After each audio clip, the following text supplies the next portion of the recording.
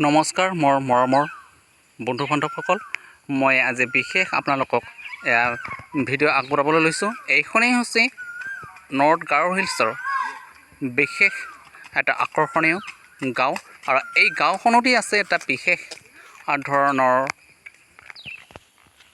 ধৰ্মৰ কাৰণে গীৰ্জা ঘৰ,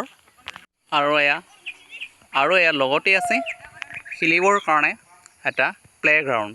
চাওক কি সুন্দৰভাৱে ল'ৰা ছোৱালীবোৰে ইয়াত খেলিব পাৰে।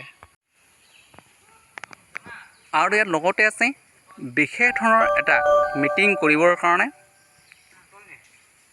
Community hall. আৰু চাওক ওচৰতেই আছে LP স্কুল। এই গাঁওখনৰ মানুহবোৰ ইমানেই শিক্ষিত যে আমাৰ এই এৰিয়াৰ মানুহতকৈ এই গাঁওখনতেই বহুত শিক্ষিত মানুহ দেখিবলৈ পোৱা যায়।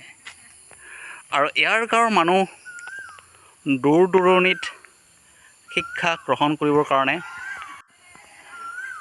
আৰু ল'বৰ কাৰণেও বহুত গৈ থকা দেখা পোৱা যায়। আৰু চাওক আগতে এখেতসকলে পাহাৰত ঝুম খেতি কৰিছিলে, বৰ্তমান এখেতসকলে শিক্ষিত হোৱাৰ বাবে ঝুম খেতি কৰা দেখা নাযায়। চাওক ইয়াৰ চাৰিওফালে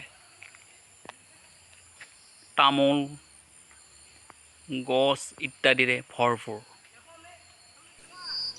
চাওক আৰু বাৰীবোৰ এখেতসকলৰ চাওক বাগানেৰেই বাগান।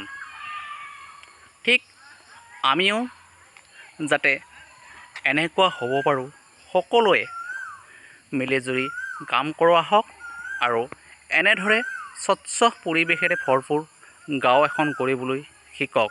আজিলৈ আহিছোঁ, ধন্যবাদ। নেমৰাচং।